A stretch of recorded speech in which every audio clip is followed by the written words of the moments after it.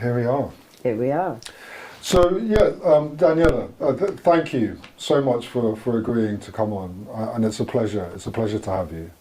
I know it was a bit short notice, so thank you for making the time. That's okay. And I know you're one of the support workers at Gladstones. Yeah. And so I wanted to get you on and just have a chat with you and just ask like what kind of led you towards kind of support worker roles, and maybe just a little bit about yourself and how you're finding it at Gladstones. Yeah, I mean, to be honest with you, working with addiction was the last thing I ever wanted to do.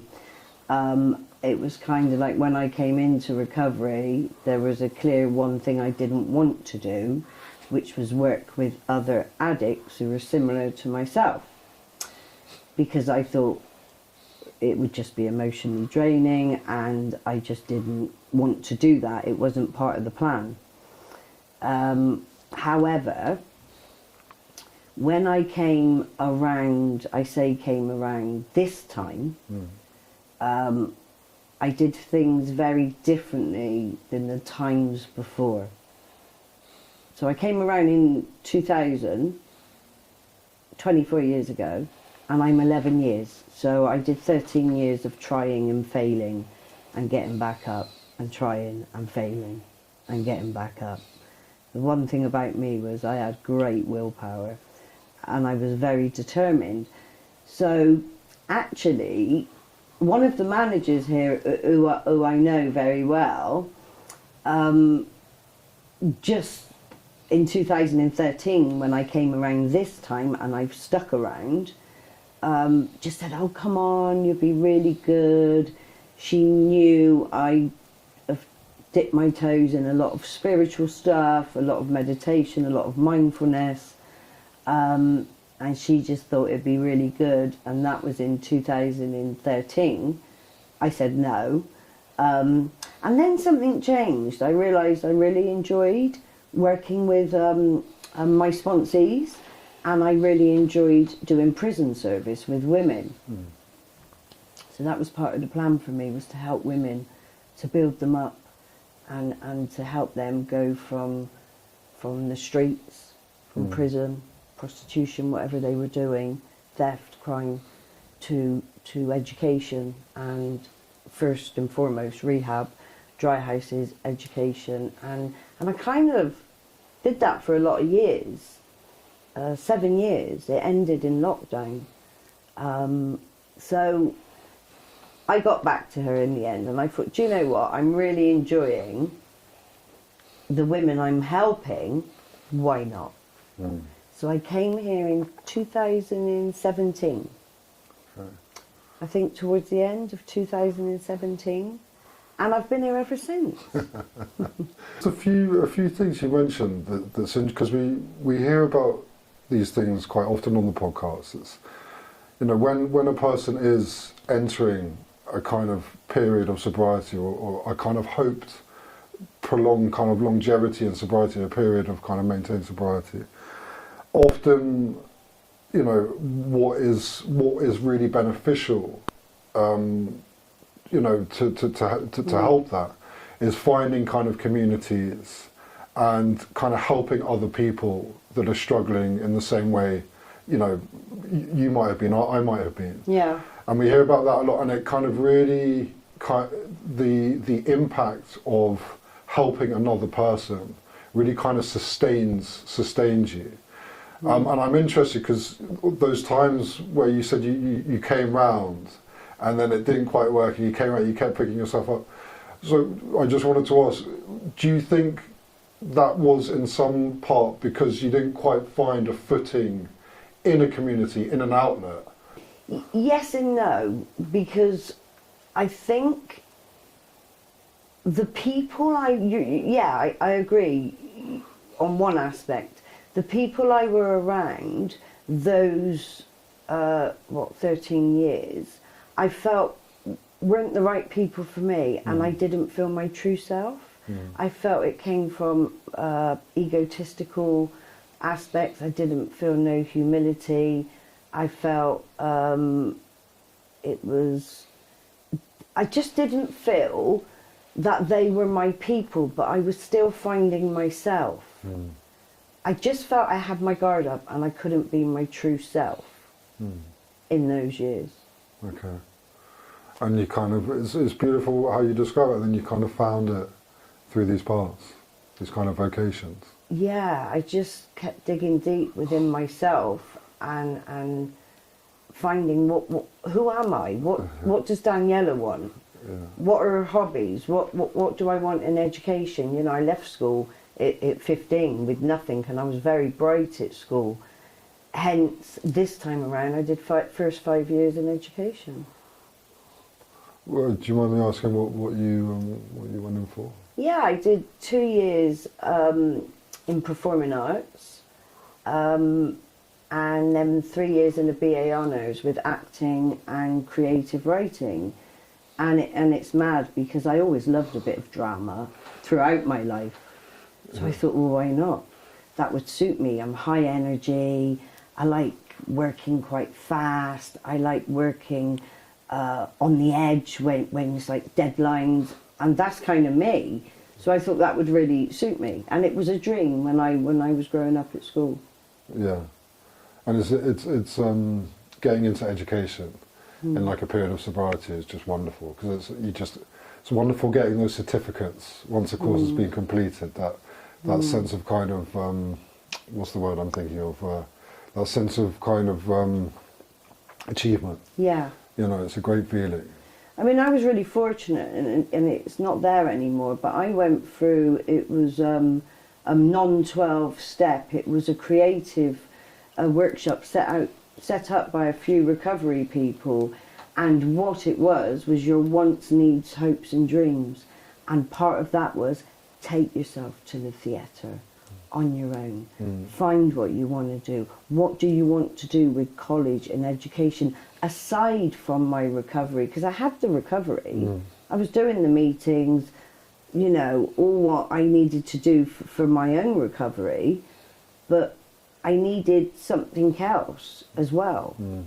With that, I needed balance. Yeah. I didn't want just all of that or all of that.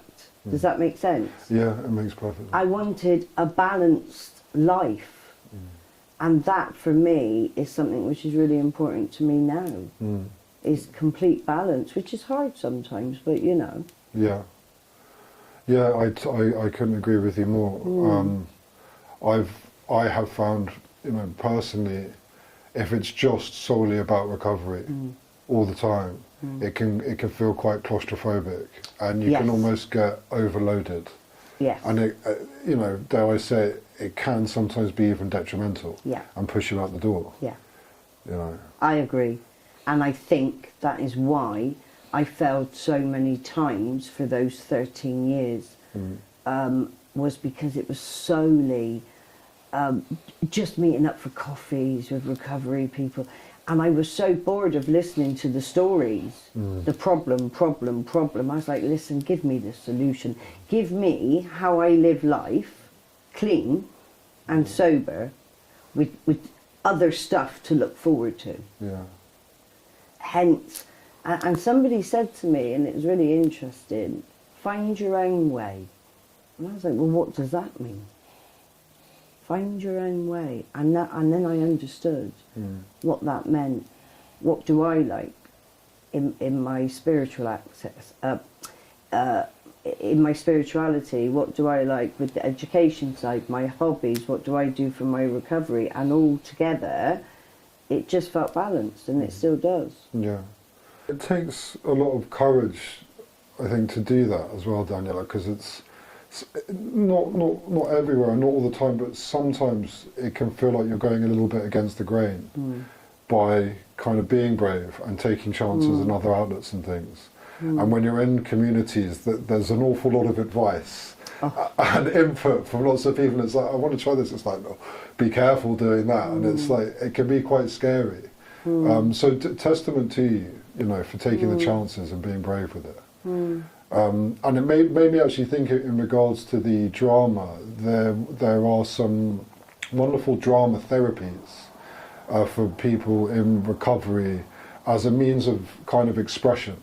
you know, where you kind of go into a room and there's a group and you kind of just do ad lib, and it's a way to kind of express yourself through kind of performance, and it can be very effective in terms of kind of touching on some kind of possible emotions or feelings that are quite difficult to get to through conversation. Absolutely, especially at uni. I mean, I love method acting and avant-garde, because one, with the method acting, you're able to embody that character and to feel true emotion. So it's like, don't act, but yet you're acting. And that I liked, because interestingly, one of my roles was the mother of an alcoholic. I was an alcoholic, and I kept my anonymity at uni. And my daughter was telling me, her mum, to stop drinking, and that for me was like, I just tapped in. Yeah. And one of my uni lecturers said to me, because I struggled with the referencing side and the academic side, because I'm not very academic. And they said, but what you got, what the younger ones haven't got, is life skills, which makes it very real. Yeah. And I was like, okay. I did. And they said, and also you're very emotionally aware. You have emotional intelligence. And that was like, oh, okay. I kind of didn't see it that way. You know, that one where we can beat ourselves up. You're shit at this, you can't do this, blah, blah, blah. So, yeah. Yeah, I was doing a podcast yesterday, and it can sound a bit weird saying it, but sometimes with people that have experienced addiction, and not only addiction, but sometimes the kind of horrific experiences of it can further down the line become one of our greatest assets. Absolutely. You know. Absolutely, I totally agree with you. I think if I wouldn't have been through what I've been through in my life, no way would I be the person I am now. Yeah. Because for me, pain is strength. So when we hit those traumas and all those things in addiction, I wouldn't change a thing, because it's made me quite a strong woman. It's made me weave through life whatever comes my way with an ability to deal with that as best I can. Yeah, well, that's a great point. And just that kind of, maybe that deep understanding of self. You know, going through that, like you said, kind of picking yourself up. I know from first-hand experience how difficult that is. When you kind of go through that process, that cycle, you know, you really do learn a lot about yourself and what you're capable of from both ends. You know, from the destructive side to the kind of virtuous side. You know, it's incredible. Yeah, absolutely. Totally agree with that. You know, because it's like people say, you know, oh, do you regret, you know, going through those things you went through? And I'm like, no. Because I wouldn't be here now. Yeah. The person I am. Yeah. I don't want to be somebody else. I want to be my authentic self, you know. And I think recovery is great, because for me, each year, it's like I evolve in myself, in all aspects of myself. You know, I might try something different with the spiritual side, or I might take up a new hobby. I'm constantly learning as well, constantly, about myself and about life. And I suppose working in it and seeing people kind of come through the clinic, do you see, like, are you reminded of certain aspects of yourself through that process as well? Oh, absolutely, especially when we get, you know, should I say, like a street addict come through the door, and they're chaotic and they chat 100 miles an hour and they're not listening to you, and they're thinking of the next sentence they want to say, and it's me, and I smile, because that was me. Yeah. I couldn't do what I'm doing now with you. That eye contact, that feeling so relaxed. It was, we need to get this done, quick, because, and then I'd go and use after, because I felt the feelings were way too intense. Yeah.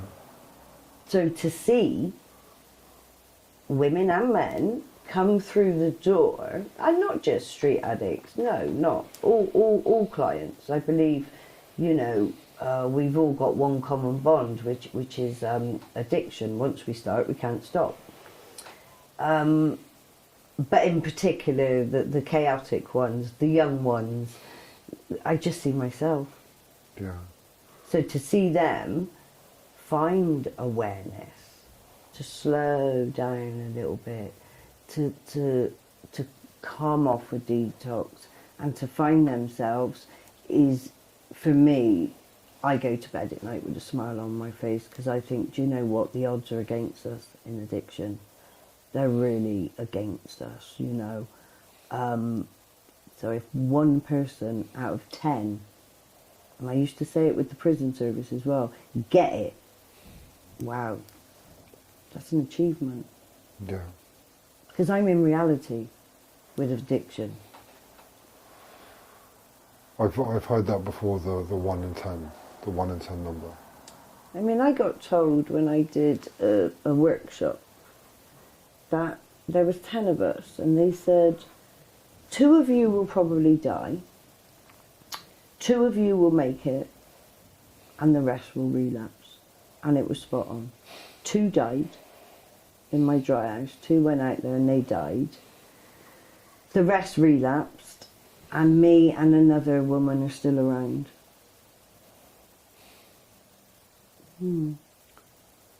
Yeah, I think it, you know, when you go through it and you see that and you experience that, it kind of just brings home how serious it really is. Yeah.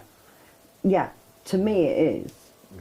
I mean, to me, to drink or to use is, and it sounds really dramatic, but it is on my experience, because I don't know this person's or this person's life story and experience, but for me, I am a suicidal drinker and user. So for me, there ain't much out there waiting for me if I went out there. So so I do take it serious here when I'm working and I'm on support work. I can see the ones who are hungry for it, who really want it. So what I would say is, do it for yourself, not for your mum or your dad or your husband or your wife. Do you really want it? Because if you do, it's there. And if you don't, like myself, you will spend a lot of years out there trying and failing and trying again. In my experience. You know, I think with addiction, we can only go off of our own experience. Well, and each kind of kind of cycle that's entered, it tends to get more and more severe. Yeah. You know, and more life-threatening. You know, you might survive a couple of cycles over a period of years, but it's unlikely you're going to survive them all if it keeps happening. Absolutely. I think when you've tried it, or I've tried controlled drinking, I've tried drinking on weekends, I've tried all these things. When I was drinking weekends, my God, Monday to Friday, I just wished them away. You know, Monday to Thursday, let's say, and then I'd go at it. So I've tried all these things which didn't work for me. The only thing what's worked for me is abstinence. Yeah. I mean, you know, we might have to go for an operation and you know, we know this, yeah, we're not completely immune to that side of it or if we're ill and medication, that's different. But I think in regards to drinking and using, and I was everything, anything what changed the way I felt. So, yeah, for me, that's what works for me. Yeah.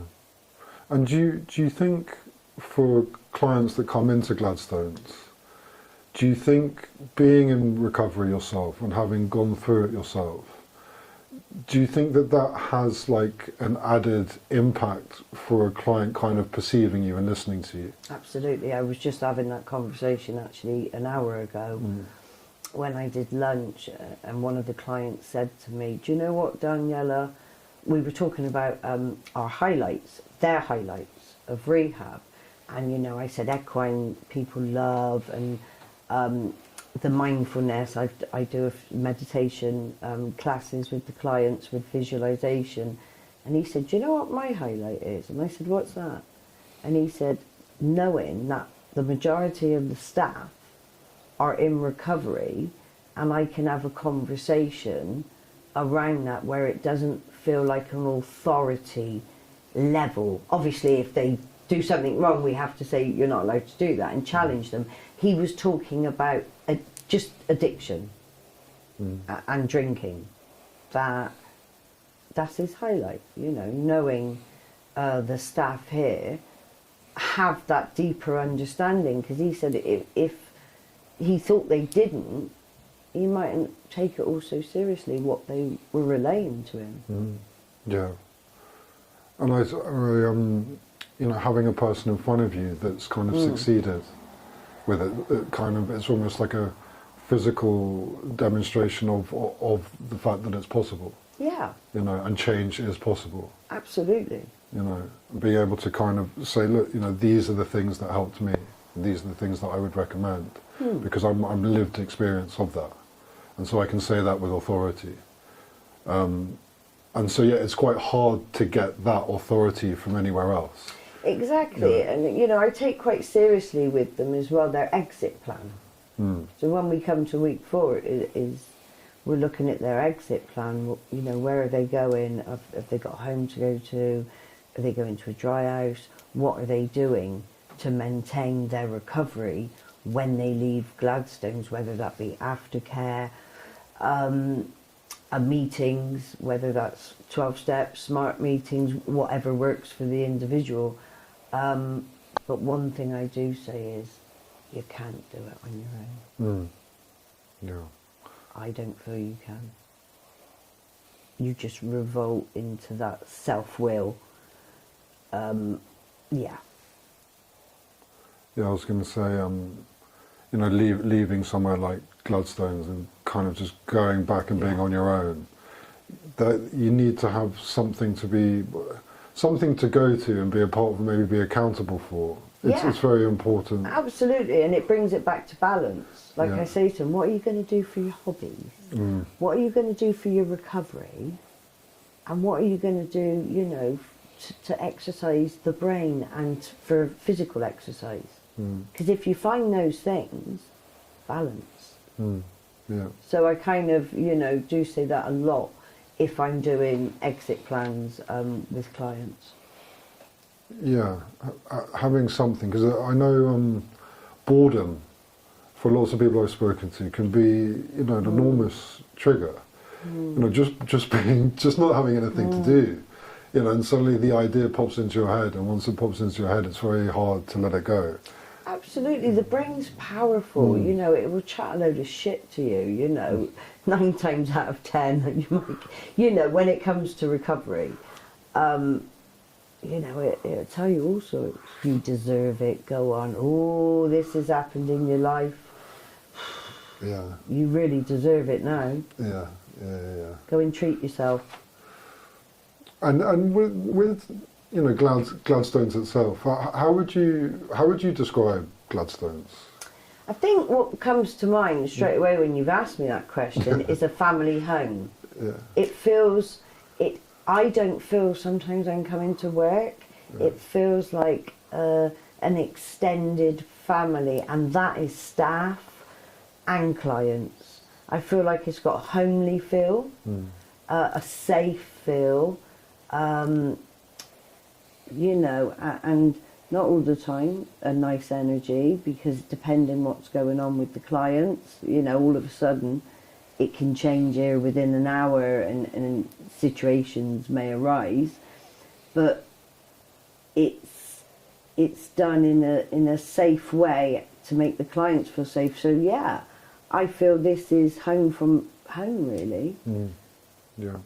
I can be on the phone talking to a sponsee or a friend and find myself coming to work saying the same things, you know. Yeah, and I think it's important to have that for somewhere like this. For, because people are coming for long periods of time. They're packing a bag. They're moving. In essentially what is another home. If you want to put it that way. And I think for it to feel that way, is very important, so that you do feel comfortable. I think it is for clients that they need to feel that. And like I say, I think as well what comes to mind with Gladstones is this is like the foundation. If you were building a house, it needs a solid foundation before the actual frame can go up. And all the joists in that, you need the foundation, right? This is that. And for clients. And I think also it's not the biggest of clinics. Like I know that there are clinics out there with like 30 rooms, 40 rooms. But I think this clinic, accommodates, I think it's 12. I think it's something like that, 12. So the space is very kind of intimate and cozy, and it's like it's not huge kind of, it is very much that kind of space. Yeah, and I think that's a positive thing. This is the only rehab I've ever worked, so I've never worked in one of the bigger ones, but I think that is added value for clients when they come here, because I think if it was bigger, obviously you'd have the more staff to facilitate that. I don't know, I think it being small, it just gives it more value to it. It makes it more homely for them. And I feel it's a positive thing that we only hold 12. Yeah. And are there any kind of specific aspects of the kind of day-to-day that kind of impact you the most? Specific aspects of the day? I'm not sure about that one. I think evening times, when I get to spend more time with the client, I don't normally work daytime. So evening times, when it's just their downtime and they're kind of offloading to you about how their therapy went, how their groups went, and we're kind of just hanging out but talking. I guess I'd say that for me. Or when I do interactive class with them, because we've brought that into Gladstones now, where we do something educational for them certain evenings a week, which I really like that added aspect to the programme. So I think, for example, last week I chose to do a meditation class with them with a visualisation. So the meditation went really well, so I brought them down energy-wise. But then the visualisation, which was done in silence, that was one of my rules, to just don't talk what you saw in your meditation. I think that, and then the discussion afterwards. So I think the more interactive stuff, which normally on the evening, it wasn't like that before. It would just be talking with them. So I think this, which has been brought into their programme, is something I love. That's a good point. I know I interviewed Tiff the other day, and she was talking about the equine therapy, and I just kind of made the point that I think Gladstones, it's testament to Gladstones that it does actually have quite a broad kind of pool of outlets for people that are here, because you never quite know who's going to respond to what, and so the more things that you have available for people to interact with and engage with, then the better it is. It's like the broader spectrum of therapy. Absolutely. I think that is more beneficial for a client coming here than just giving them the TV remote to watch something on Netflix, which they can do at home. Yeah.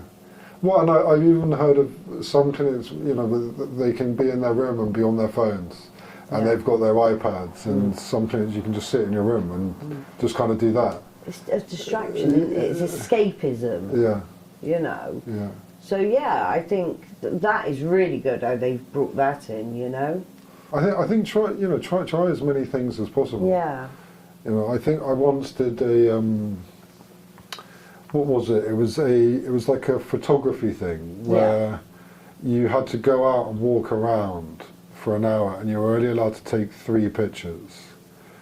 But you would only take a picture when you saw something that impacted you. Yeah.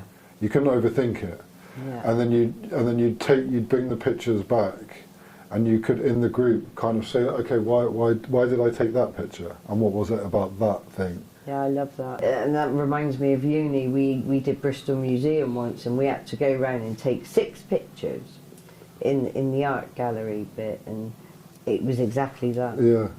Come back. Why did that impact you? Why were you drawn to that pictures? What was it about the colours? What was it about that particular one? Yeah. And explain that, which I love. For me, creativity doesn't come from my head, it comes from the soul, you know. It's deep rooted, so I think that these type of things are so important for clients.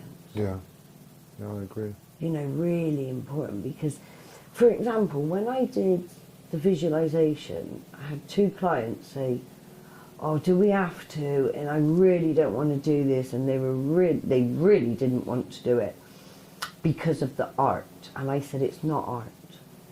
The visualization, you do not have to be an artist. You can draw a stick person. You can draw a blue blob. I just want to know what you saw in your meditation. Yeah. It's about not thinking. Yeah. You don't need to be an artist. And then afterwards, they were blown away. Yeah. Absolutely loved it.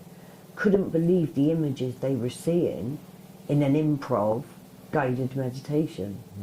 So when I see the resistance, it makes me want to drive further. It's like, come on, we are going to do this because you're going to really like it afterwards, I think. Yeah.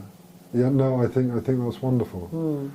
And, you know, it's in terms of therapy, you know, sometimes a lot of what's going on for a person internally, you know, a lot of the time it can't be found or uncovered through talk and conversation all the time. And it needs to come out, because if it doesn't come out in a you know, a creative way, they do their therapy side, they do their groups in the day. I'm talking solely on these educational groups we can do, and they do have mindfulness once a week as well. But I believe if it's shut down and you don't allow it to come out, that comes out in your emotions. The anger comes out, the agitation, because you're not letting it be free. Does that make sense? Yeah, no, it makes perfect sense. You know, because it just gets pushed down, and then it's like when you talk about feelings, isn't it? Somebody's really angry. Beneath that, I would say 100% beneath anger is fear. Yeah. You see, it's like that onion, you peel it back, and there's, to each emotion, there's layers. So if they see anger, if they feel angry in a meditation, which they shouldn't, but they might have visualized something which may have triggered them, put it down on the paper, let it out, it's done, it's gone. Yeah. Give it away, let the universe have it. Yeah. You don't need it anymore. But it will come back, and it will come back, and it's constant work. Yeah. And then having the opportunity to bring it to a group discussion, or bring it in a kind of one-to-one session, where something came up for me during something like that. So you can actually discuss it and look at it in more detail. But I was also thinking, these are kind of, you know, practices or tools that people can take with them when they leave, because like you said, it's going to happen again. Yeah. And it's like, you know, almost one of the things that I want to kind of help a client with is to identify when it is happening. Yes. And give them a tool to not only recognise it, but kind of manage it. And I say to them all the time, you know, the feelings, I say, listen, they're not going to kill you it's a feeling. But when that feeling passes, you're going to deal with that every day. You're going to get agitated by somebody on the traffic lights, or somebody who's cut you up driving, or it could come from any angle, and we're human. You know, the way we're wired up is a reaction. But my point is, if you have awareness of these feelings, knowing they will pass, and I tell the clients that here all the time, do you know what, you can just sit back and smile to you. Oh, here we go, I've got anger today, hello. It'll pass. But when the clients are in it, it's the end of the world. And they don't feel it would pass. So it's really hard to relay to them, to say, listen, I know 100% from my own experience, it's gonna pass. All you've got to do is stay clean and sober, not do it on your own, get the support you need after here, and while you're in here, you're going to be fine. Yeah, you know, cravings. It's the same as cravings. Absolutely. You know. And they're going to come. Yeah. You know, I hate it when people say, no, you know, the day I stopped, I've never ever thought about it. It's now, I was like, okay, that's not my experience. When life gets difficult, which it does, we can't control life. We're just navigating through it, clean and sober. My first thought is I do want to press the F it button. Always. Yeah. My second thought is, but you know your experience. Yeah. Yeah. So why don't you not do that and do something, you know, pick up the phone and take the power out of it? Interviewed ex-clients before who were in the supported houses, and they've said, you know, they were doing fine for like 3 months, 6 months, and then just suddenly they're kind of walking down the street, not really thinking about, and then suddenly bang, out of nowhere for no particular reason, they'll get hit with this kind of extremely powerful craving, just out of nowhere. Absolutely. I mean, I've got ex-clients in which is lovely to see, in my women's home group, my fellowship group, every Tuesday. I've got 2 ex-clients. I was one of their key workers, and that's really nice to see. Now, both of these have relapsed in the past, and one has come back here twice. But to see them grow now into strong women, because they have this little toolbox now they're using. But before they didn't. It's like, I'm cured now. I've been to Gladstones. What, you're cured after 4 weeks of therapy and groups? Wow, that's amazing. Yeah. Because there ain't no cure. Yeah, Tiff mentioned something similar yesterday. But just out of interest, what's your opinion on kind of relapses and slips and lapses? My opinion from my own experience, or in general? Oh, in general. I think my opinion is it happens for a reason, and I think it's just not to give up, because I come from my own experience with relapse, and looking back in hindsight, I would say I didn't have the balance we spoke about in the beginning of us talking. And I was so self-willed. So, hence when that thought came, I acted on it. And seeing clients with relapse and come back, I hate to say it, sometimes I feel they weren't doing it for themselves. In coming here. Like doing it for like a family member? Or, okay. That's sometimes, not all the time, just happens sometimes. But I think people who relapse aren't bad people, they're just not ready. And they just have gone off their own program. Now, I'm not saying a 12-step program is the only way. Absolutely not. There's many ways, and I'm a very open person about certain ways. But I think whatever their way is, they would still have a little toolbox. Mm. And they just don't use it. They just shut the lid and just roll with life, thinking they're normal. And I'm sorry, like, we're not like your normal person. I'm not like my sister. I'm not like my brother. They're nothing like me. They don't suffer with addiction. You know, my sister can sip a Malibu and decide she didn't want it. And I think, 20%, where's the vodka? Do you know what I mean? She's never smoked a cigarette in her life. So I think, I know I'm very different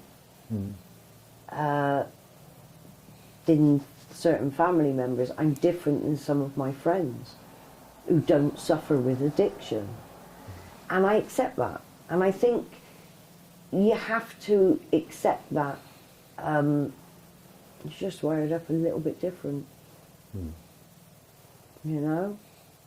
So in regards to relapse, again, it can happen. I mean, I had a friend, and I was the only one who stuck by her for 3 years, and she was constantly drinking. I saw her drunk on the floor. I've took her daughter to come with me, but I never gave up on her. Why is that? Because she was so willing. She was so remorseful. She was so broken, and I saw myself. So I stuck with her, and she's celebrating 4 years tomorrow. So I've known her 7, and that's my point with relapse. That does come into your question around relapse, is everybody needs somebody. So if clients relapse, which it happens as we know, just do what you've got to do. Some come back. They don't feel they can do it out in the community, so they need to come back. And I think it's just being open. We're different than your normal person, but we all have our own specific needs. I've done hardcore detoxes at home, like hardcore.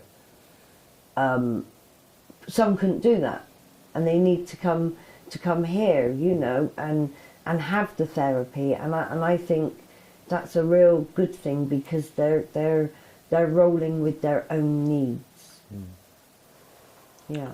Yeah, and I like how you put it with your friend, because I think if a lapse does happen, I think at that point is when a person really needs, you know, that support and that help, and not to kind of feel overly shameful or guilty about it.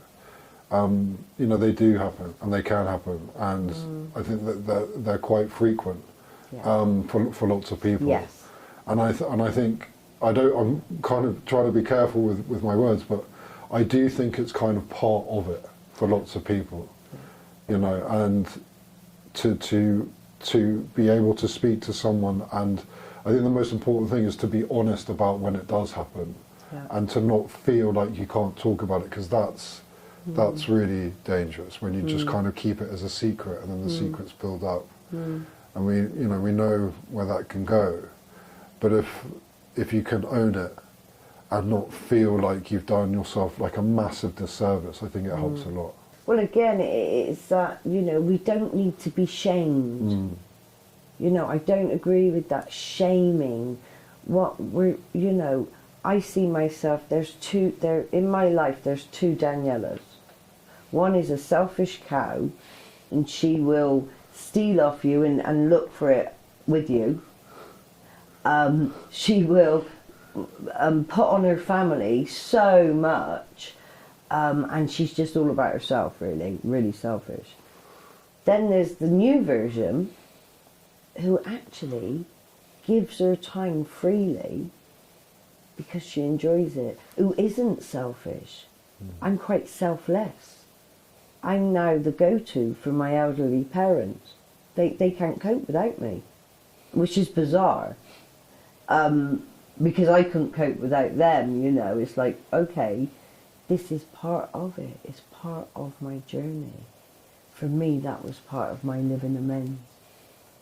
Is to show up early, never late, cut the grass, I'm the gardener, I'm the form filler, I'm this, I'm that, and I don't know, you know, I just think, yeah. Yeah. Is that like the accountability has like a kind of really positive impact on you? Yeah, I just think I had a complete change, and Yeah. I think the positive impact, and you know, there's a fine line with people pleasing, so I'm very aware of that as well. I'm very aware I need my own self-care, not to burn myself out, but it just makes me feel good at night when I light my candles and I got my lamp on and I think, what is recovery done for me? Peace of mind. Yeah, I ain't hurt anyone. Yeah. Do you know what I mean? I haven't done anything really bad that I need to feel guilty. So it's that peace of mind. Yeah. I just want to live my life like that. Does that make sense? It makes great sense. I don't want drama. I avoid drama, and it's all these things, recovery is taught me, which it will teach clients when they come here. It's that the clear conscience. You must sleep very well. Yeah. I mean, I'm not perfect, you know, I'm Yeah, human. yeah. And I'm Italian. We can get angry.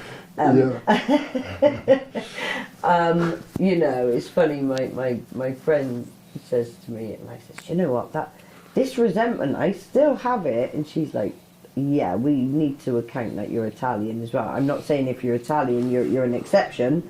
But my point is, I'm human. Yeah. I get all these things as well. I just know how to deal with them. Yeah. To not make them extreme, not to react extremely, which is going to cause damage. That when I put my head on the pillow at night, I just need that peace of mind. Yeah. You know? Yeah. Simplicity, really. But then I don't know if we're going off a topic here, and that's like an age thing as you get older, because I am 50 now. But yeah, I just think when I was talking about the two versions of me, I much prefer this one. I think the old version would be dead by now.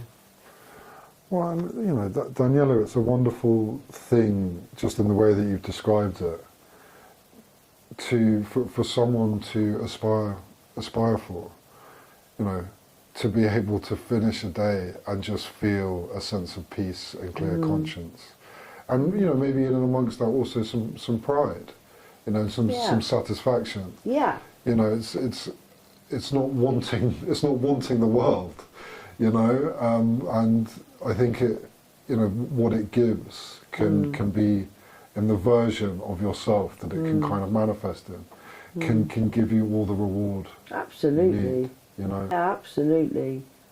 You know, recovery is a great thing, and so many people kind of don't get this opportunity. Yeah. Because they're just in it. Yeah. And they stay in it. Yeah. You know, where I'm from was quite a rough area of Bristol, and I say they're stuck in time. So I've evolved and I've changed, but if I'm visiting my parents and I go to, wow, it's like 20 years ago. Yeah.